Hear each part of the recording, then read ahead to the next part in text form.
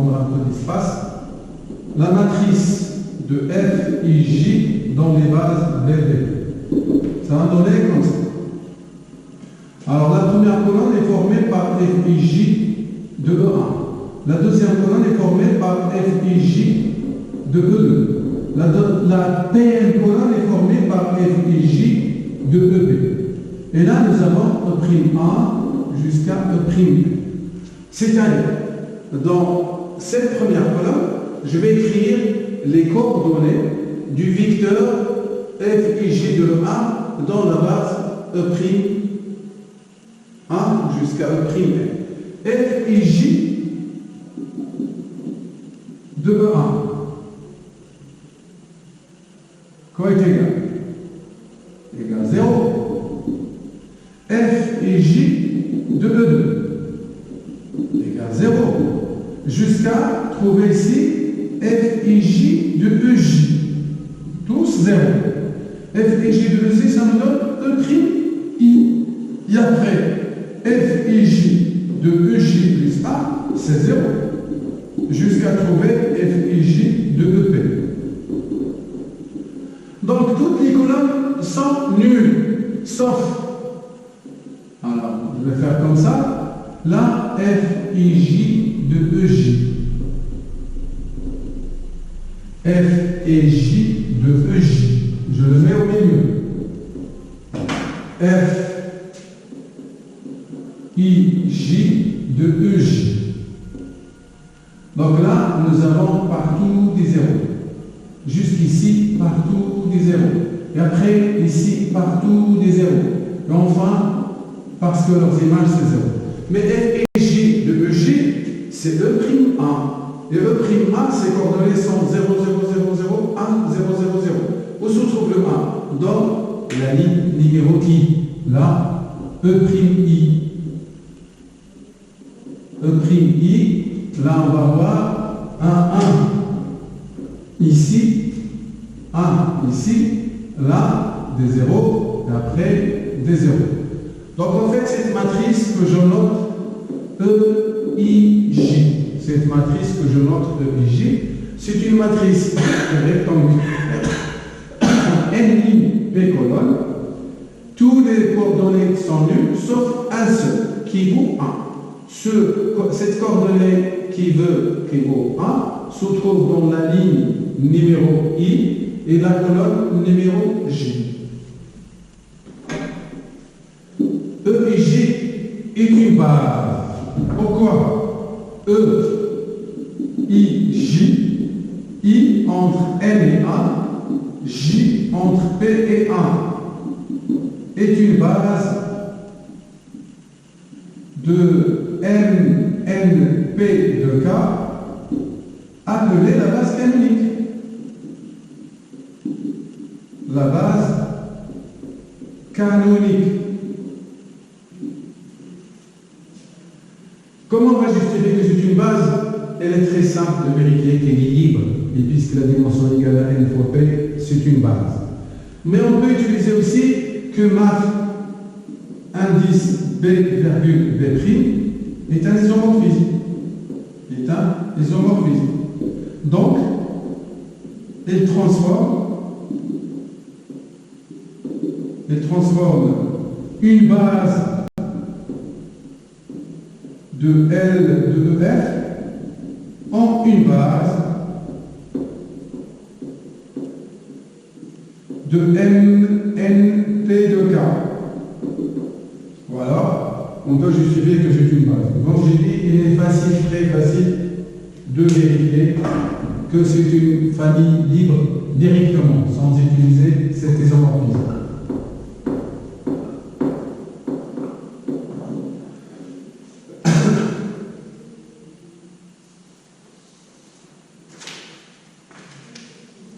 Une base, par exemple, si je veux base canonique, par exemple de M2 de K. La dimension de M2 de K égale à 4. Égale à 2 fois 2 égale 4. Parce que N égale 2, P égale La base canonique va contenir alors 4 vecteurs 1, 0, 0, 0, 1, 0, 0, 0, 1, 0, 0, et puis 0, 0, 0, 1. Voilà les 4 vecteurs de la base canonique de M2 de K. C'est facile à vérifier que c'est une base, c'est une famille génératrice, tout ce que vous voulez, directement, sans passer par les homomorphismes. Les matrices E et J,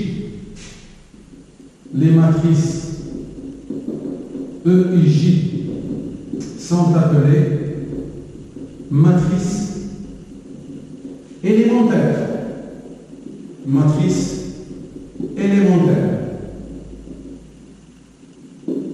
Les matrices E et J sont appelées matrices élémentaires. Alors après cette structure d'espace vectoriel, la dimension, la base canonique, on passe multiplication des matrices. Dans l'introduction, aussi, on avait pris dimension de E égale Q, dimension de F égale P, dimension de G égale N. Nous avons pris B, E1, EQ, une base de E, B' égale E'1, E'P, une base de F, puis B second égale E seconde 1 jusqu'à E seconde N, une base de G. Ça, base de F, ça, base de G, ça. Puis nous avons pris F appartient à L de EF. G appartient à L de FG. Alors, G en F, je sais qu'il appartient à L de EG. Maintenant, si nous avons M égale A et J égale la matrice de F dans les bases B, B'. N égale B et J égale la matrice de G dans les bases B', B second. La question qui se pose, quelle est la matrice de G en F dans des bases B, B second? La question qui se pose, je cherche la matrice de G en F dans les bases B, B second. Alors, on sait que on a cette matrice, il est défini comme suit. C'est une matrice qui a combien de lignes, combien de colonnes. Alors, le nombre de lignes, il est toujours donné par la dimension de l'espace d'arrivée. Et le nombre de colonnes est donné par la dimension de l'espace de départ. Donc, on va voir ici G en F de E1 jusqu'à G en F de EQ. Et là, on va voir E'1, E'N. Non, seconde. La seconde, la base de G. Bien, alors pour savoir cette colonne-là, la colonne numéro J, je dois calculer G en F de EJ. G en F de EJ, c'est G de F de EJ. Ça fait G de F de EJ. Les coordonnées de F de EG se trouvent dans la matrice M. C'est la colonne numéro J. C'est donc sigma I varie de 1 jusqu'à P, AI J, E', La dimension de F, c'est P, est égale à sigma I varie de 1 jusqu'à P, AI J, G de E', est égal à sigma I varie de 1 jusqu'à P, A et J, puis un autre sigma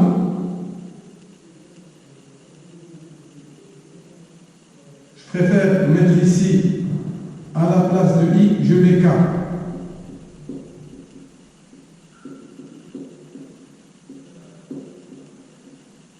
C'est une variable bielle. On peut mettre K à la place de I. Et donc là, K, AKJ. Et G de E'K, c'est la colonne numéro K de la matrice N. Et la colonne numéro K, c'est sigma I varie de 1 jusqu'à N de B, I, K, E seconde I. La colonne numéro K de N, c'est B1K, B2K, B3K jusqu'à BNK. Et bien sûr, c'est écrit dans la base B seconde. Ça, on peut permuter les deux sommes puisqu'ils sont indépendantes. En permutant les deux sommes, j'obtiens sigma I varie de 1 jusqu'à N, BIK, AKJ. Et puis, non, il y a une somme, une autre somme. De sigma K varie de 1 jusqu'à P, BIK, AKJ, E seconde I. Pourquoi j'ai mis les parenthèses? Parce que là on somme sur K et celui-là ne dépend pas de ça. Ça normalement c'est C1A jusqu'à C... Non, C1J jusqu'à CNJ. Et bien sûr, on trouve que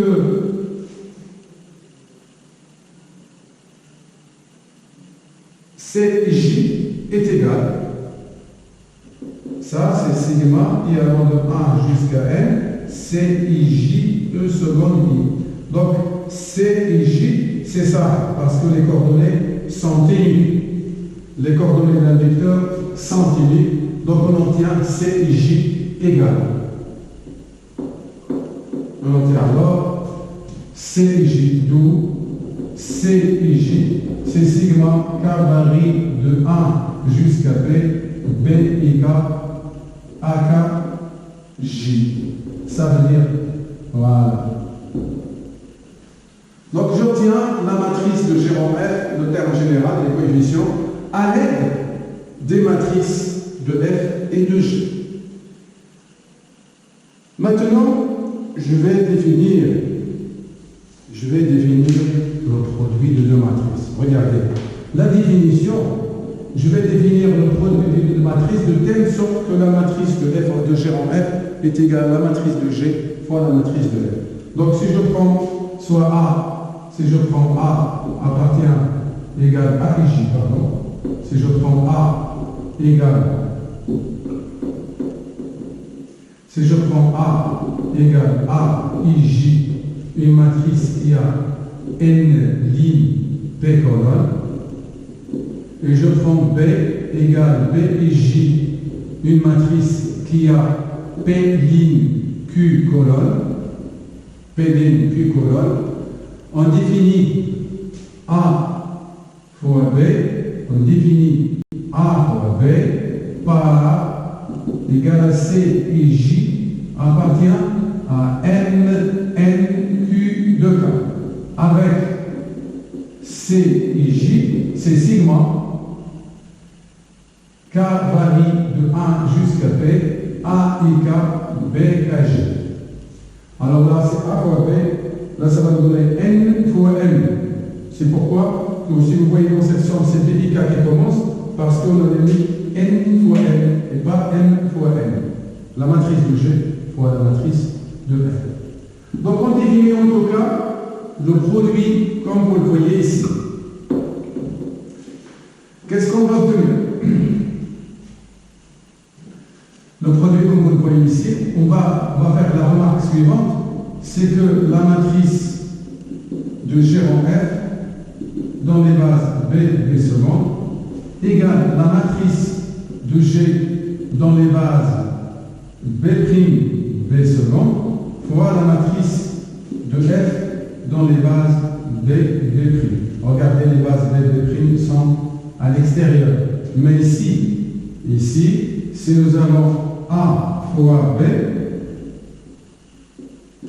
C'est une matrice qui a n ligne P colonne, B et la P ligne N colonne, Q colonne, pardon.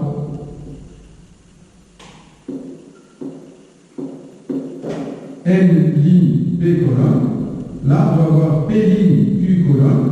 Le résultat, c'est C qui a une matrice NQ, comme la relation de Charles, ça veut dire le P qui est là se simplifie.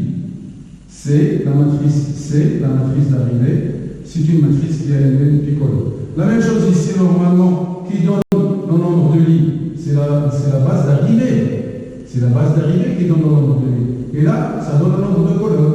Donc le nombre de colonnes, c'est cardinal de B. Et là, le nombre de lignes, c'est cardinal de B. Donc ça marche.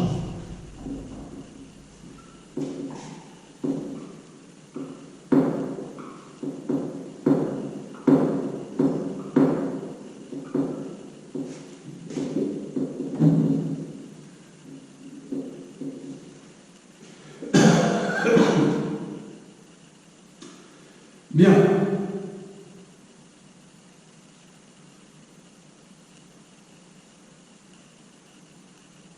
Un exemple.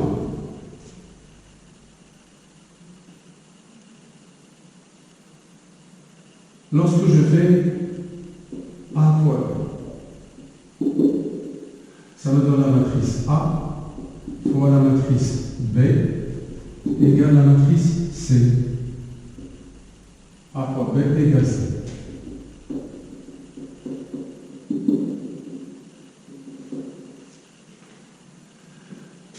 Là, je suppose que c'est la ligne numéro I.